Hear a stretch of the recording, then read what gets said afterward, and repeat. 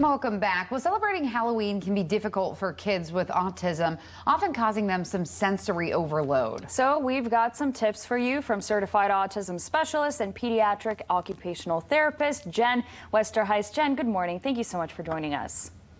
Good morning. Thanks for having me. So tell us a little bit about why Halloween can be particularly stressful for children with autism spectrum disorder. Absolutely. So when we think about holidays, I think there's a healthy stress that we all have. There's a lot of excitement, anticipation, but that also comes with a lot of change. So changes in our routines, our schedules, there's parties at school, things to do on the weekends, things with family members. So there's a lot of things to prepare for.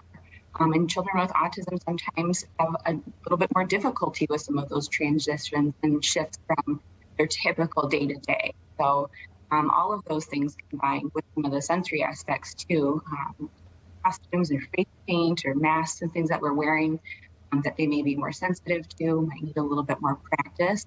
Those are all things to keep in mind. Jen, what are some tips for parents when it comes to celebrating Halloween? What can they do now to kind of prepare their child?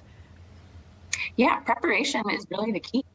So going over rules and expectations, there's a lot of different social rules that we follow for Halloween, like going to a stranger's house, asking for candy, going out at night, out in our neighborhoods. That's really different.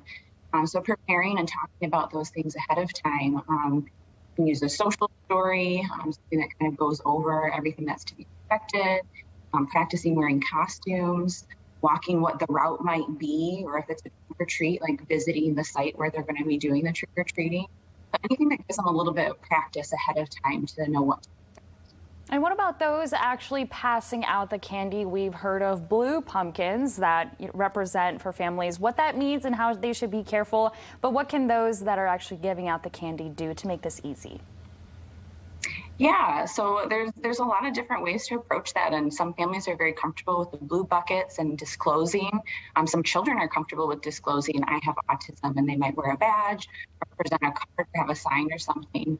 But it's also something to be aware of that maybe they won't disclose that. So just knowing that there's different skill levels out there that might communicate differently or just reach into the candy bucket, just understanding that. But passing out candy too, you could have a sign on the door or just being more inclusive and accepting of all of those different skill levels. Jen, thanks so much for the tips this morning, and it's a good lesson for us to remember to be inclusive this holiday. We appreciate your time. Absolutely. Thanks. Thanks.